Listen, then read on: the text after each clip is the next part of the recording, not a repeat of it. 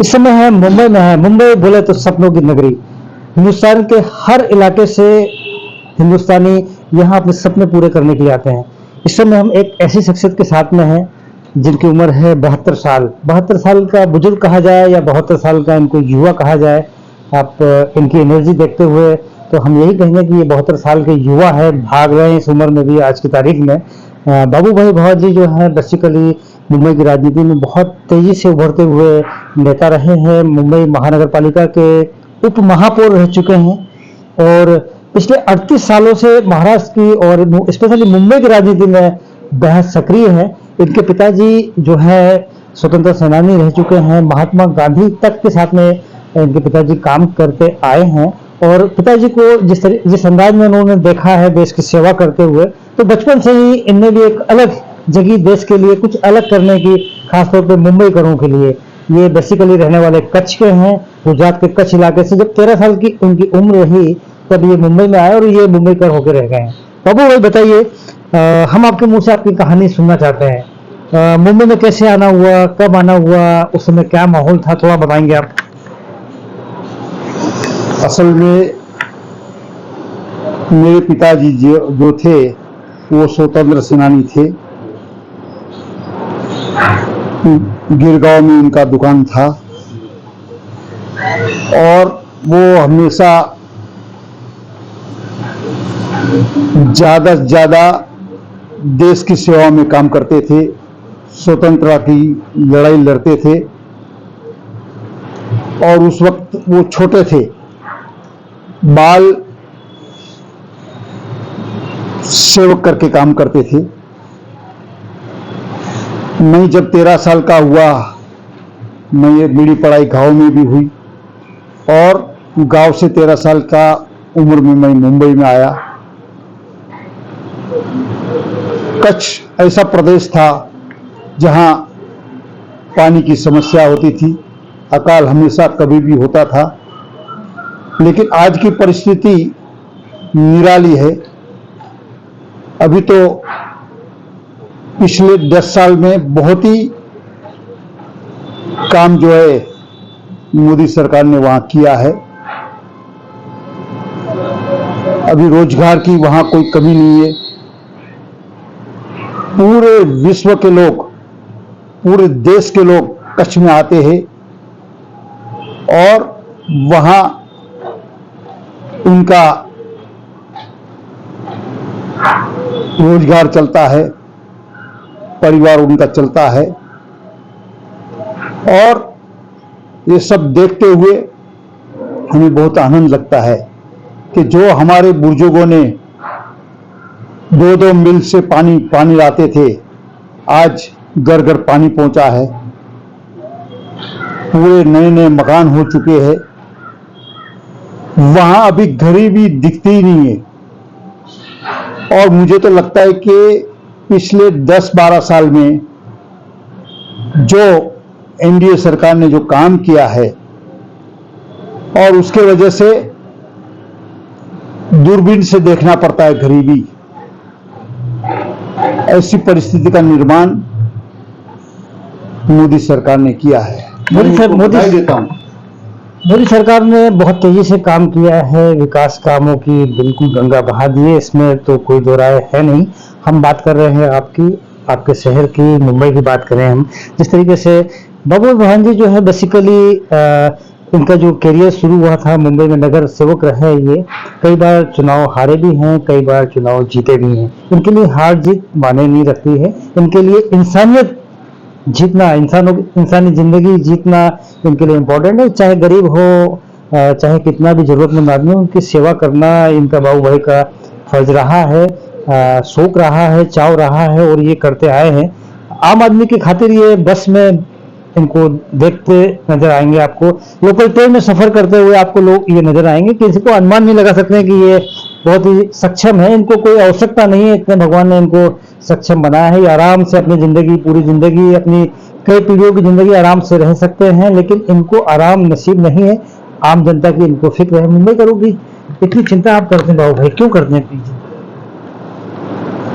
हम जैन लोग हैं, हमको बचपन से ही हमारे साधु संतों ने, हमारे बुजुर्गों ने यही सिखाया है।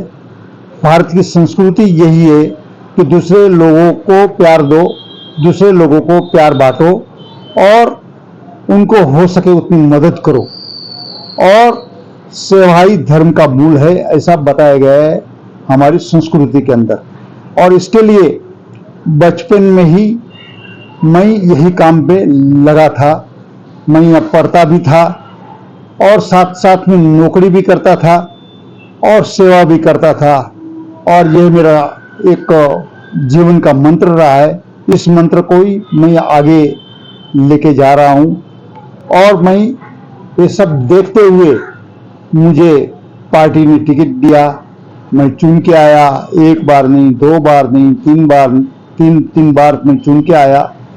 कई बार हारा भी, कई बार जीता भी, लेकिन मैं हिम्मत नहीं आ रहा। मैं हमेशा लोगों का प्यार लेता रहा, प्यार बांटता रहा। उनका जो भी समस्या दूर करने के लिए मैं रात दिन उनके साथ कंधे से कंधे मिलाकर काम करता रहा।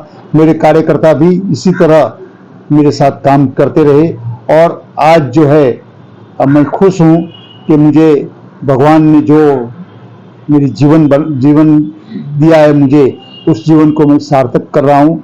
दूसरे की मदद, दूसरे की सेवा, वही ईश्वर की सेवा मैं मानता हूँ। आमतौर पर मुंबई में जो है स्वास्थ्य सेवाएं, स्वास्थ्य जो चिकित्सा की जो फैसिलिटीज़ है बहुत महंगी होती है। बड़ी बड़ी प्राइवेट हॉस्पिटल्स हैं, और इन 5 स्टार हॉस्पिटल के बीच में आम जनता को राहत देने के लिए, सस्ता और अच्छा इलाज देने के लिए पिछले 38 सालों से बाबू भाई भवन जी सक्रिय है। एक ऐसे अस्पताल के लिए ये जुड़े हुए हैं 38 सालों से, ट्रस्टी हैं। बताइए बाबू भाई, वो कौन सा अस्पताल है और कहाँ पे है और किस तरीके से मदद करते हैं आप जनता की? हमारा दादर वेस्ट में जैन हॉस्पिटल है, और उस हॉस्पिटल में मैं 38 साल से ट्रस्टी हूँ, और हमारा सबका उद्देश्य यही है कि जनता की सेवा करनी। करीब रोज 150 डॉक्टर आते हैं, 2-1 हजार मरीज आते हैं, और बहुत ही कम दाम में उनको, हर इंसान को परवड़े ऐसे दाम में हम उनको दवाएं देते हैं, उनका इलाज करते हैं। जिसके पास पैसा नहीं भी होता है तो उनका भी इलाज करते हैं। किसी को पैसे के लिए इलाज नहीं होगा ऐसा हम बोलते नहीं है। हमारे जितने भी ट्रस्टी है, कारोबारी है, जितने भी हमारे लोग हैं, तमाम लोग उनकी सेवा में ही भगवान की सेवा मानते हैं। और हमारा जो स्टाफ है, डॉक्टर्स का स्टाफ, नर्स का स्टाफ और बाकी का सारा स्टाफ जो है, एक तो यही भावना से हम चलते आ रहे हैं, क्योंकि भगवान महावीर ने यही शिक्षा हमें दी है, और यही पूरे विश्व को वही उनका संदेश है कि हर इंसान जो है एक दूसरे से प्यार करो और मोहब्बत से जियो और जीने दो। यही हमारी नीति रही है।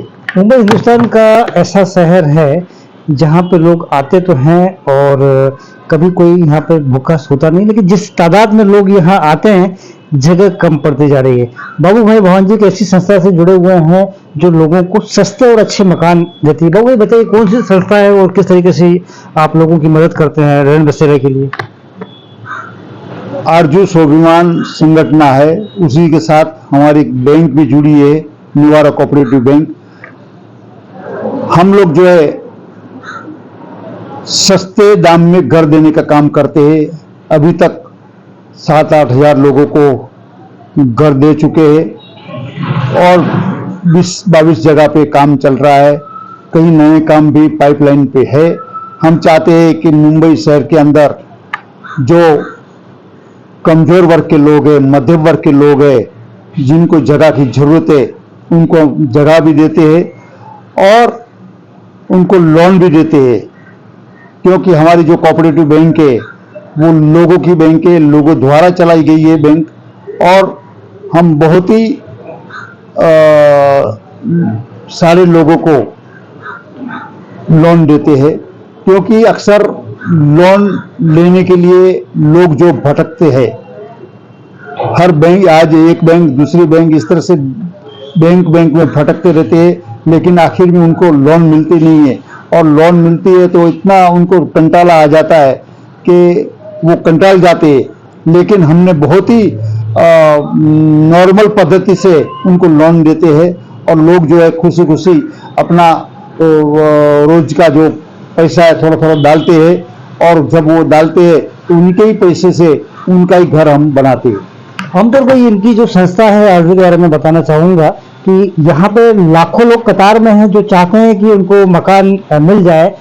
असल में ये रेलवे के करीब में ऐसी जगह ढूंढते हैं जहां मार्केट रेट से कम भाव में, कम से कम 5 लाख 10 लाख सस्ते में मकान जब किसी को मिलता है तो उसके लिए लोग कतार में होते ही हैं। और इनकी संस्था में 2 लाख से आसपास जो लोग हैं कतार में हैं, आज नहीं तो कल उनको मकान मिल जाएगा, इस कोशिश में लगे हुए हैं। प्रधानमंत्री आवास योजना की मैं बात करूं तो 2.5 लाख की सब्सिडी मिलती है, लेकिन बाबू भाई और उनकी जो संस्था है लोगों को इससे कई ज्यादा लोगों का फायदा करवाती है। और इस लिहाज से लोगों का बहुत क्रेज है उनकी संस्था के लिए और कई सालों से वो संस्था काम कर रही है मुंबईकरों को सस्ते और अच्छे मकान देने के कवायद में जुड़ी हुई है। तो भाई आप हकर्स लोगों के लिए भी मदद करते हैं, हकर लोगों की संस्था से भी जुड़े हुए हैं।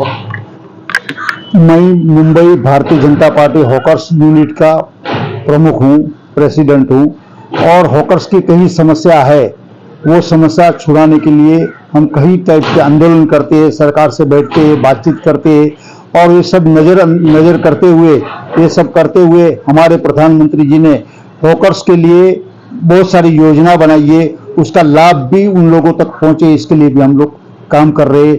अभी भी हॉकर्स को जो कोरोना हुआ था, कोरोना के टाइम पे जो हमारी परिस्थिति सबकी बहुत खराब थी, उस वक्त भी हमारे प्रधानमंत्री ने हॉकर्स के लिए बहुत कुछ काम किया है और हम चाहते हैं हॉकर्स जो है वो सुखी से रहे, उनको अच्छी तरह से लाइसेंस मिले, इसके लिए हम लोग काम कर रहे हैं। बाबू भाई के जो पिताश्री है वो स्वतंत्रता सेनानी रहे हैं, इस लिहाज से सैनिकों के प्रति इनका एक अलग से ही लगाव रहा है। बाबू भाई एक ऐसी संस्था के साथ आप जुड़े हुए हैं जो स्वतंत्रता सेनानियों के लिए या जो माजी सैनिक लोग हैं उनके लिए आप काम करती संस्था है, उसके बारे में थोड़ा बताइए। हमारे देश के प्रथम प्रधानमंत्री, आप समझेंगे कि कौन से प्रधानमंत्री प्रथम थे। प्रथम प्रधानमंत्री इस देश के सुभाष चंद्र बोस रहे और उनके ही नाम से हम लोग संस्था चला रहे हैं और इसके अंदर बहुत भारी संख्या में स्वतंत्र सेनानी जुड़े हुए हैं और हर साल हम जो है उनकी जयंती मनाते, उनको कामों को लोगों तक लेके जाते, लोगों को प्रेरणा देते कि स्वतंत्र सेनानी कैसे होते थे, उस टाइम पे किस तरह से काम करते थे। हमारे सुभाष चंद्र बोस का जो नारा था, तुम हमें खून दो हम तुम्हें आजादी देंगे, वैसा ही जो बात है देश के लिए मर मिटने की बात लोगों तक पहुंचाने का काम हमारी संस्था करती है और करती रही है। तो जिस तरीके से आपने नौकरी करते हुए मुंबई महानगर पालिका के उप महापौर तक का सफर तय किया है, कामयाब बिजनेसमैन भी है, तो आप एक आम मुंबईकर को बताना चाहेंगे कि क्या हर आदमी आपकी तरह कामयाब हो सकता है? देखो, मैं तो एक गरीब परिवार से पैदा हुआ, सुबह में खाना था, शाम को नहीं था, ऐसी परिस्थिति थी। गांव में रहते थे, हमारे दादी माँ थे, दादाजी थे, हमारे पिताजी थे, माताजी थे और 4 भाई और 2 बहन थे, इतना परिवार था। लेकिन गुजारा मुश्किल था और उस वक्त मैं नक्की किया कि नहीं, मैं मुंबई जाऊंगा और मेरे भाइयों को पढ़ाऊंगा, बहनों को पढ़ाऊंगा और मेरे जो दादाजी है और मेरे पिताजी है, मेरी माँ है, दादी जी है, उनकी मैं ज़्यादा से ज़्यादा सेवा करूंगा। इसके लिए मैं मुंबई आया। मुंबई में पढ़ता भी रहा और यहाँ जो है नौकरी भी की और नौकरी जिस दुकान से की, उस दुकान में मैंने देखा कि झाड़ू मारने से शुरुआत हुआ था मेरा काम और मैनेजर तक मैं पहुंचा, पूरा व्यापार मैं संभालता था। लेकिन मैं सभी को प्रेरणा दूंगा कि अगर जो आपको आगे बढ़ना है तो जहां भी आप रहो ईमानदारी से रहो, वो अपना समझ के काम करो तो ऊपर वाला भी आपकी बात सुनेगा और एक दिन आपको भी ऊपर वाला मदद करेगा। मेरे पास कुछ भी नहीं था जब मैंने पहली दुकान की, मेरे पॉकेट के अंदर 1800 रुपया था। 1800 रुपये से मैं आज यहाँ तक पहुँचा हूँ। और सिर्फ इसके अंदर मैं यही बात करूँगा जब नौजवानों को कि आप नौकरी की बात मत करो, आप खुद का धंधा करो। धंधे में जो बरकत मिलेगी और उस बरकत से कई परिवार को आप गुजारा कर सकते हैं। तो मैं नौजवान जो आज के तारीख में जो नौकरी के पीछे लगे हुए, उनको मैं यही सलाह दूंगा कि नौकरी मत करो। नौकरी से भी ज्यादा अगर जो कुछ करना है तो अपना खुद का कारोबार करो। और इसके लिए अभी की जो गवर्नमेंट है, सरकार जो है, मोदी सरकार जो है, बहुत कुछ काम कर रही है, अलग अलग योजना निकाल रही है। वो खुद मोदी जी भी बार बार अपने भाषणों में कहते हैं कि आप बिजनेसमैन बनो, व्यापार उद्योग करो और नौकरी लेने वाला नहीं, नौकरी देने वाला बनो। ये उनका उद्देश्य है। और मैं यही संदेश सभी नौजवानों को कहूंगा कि आप देश को प्रगति करने के लिए आप ज्यादा से ज्यादा आप उद्योग स्थापित करिए। जहां भी आपको अड़चन आती है तो मैं उनको सलाह देने के लिए कभी भी तैयार हूं। आज अमेरिका, रूस और इजराइल जो आगे बढ़ा है, जापान आगे बढ़ा है, चाइना आगे बढ़ा है, और उसको बढ़ाने के पीछे नौजवान जो है वो बहुत ही व्यापार करके, उद्योग करके उनको आगे बढ़ाने का काम किया है। मैं चाहता हूं कि भारत में भी सारे लोग जो है इस तरह का काम करे तो भारत भी वर्ल्ड के अंदर, पूरी दुनिया के अंदर नंबर 1 का बनेगा। और मुझे पूरा विश्वास है कि मोदी जी के नेतृत्व में भारत एक नंबर का देश जो है पूरे विश्व के अंदर विश्व गुरु बनेगा।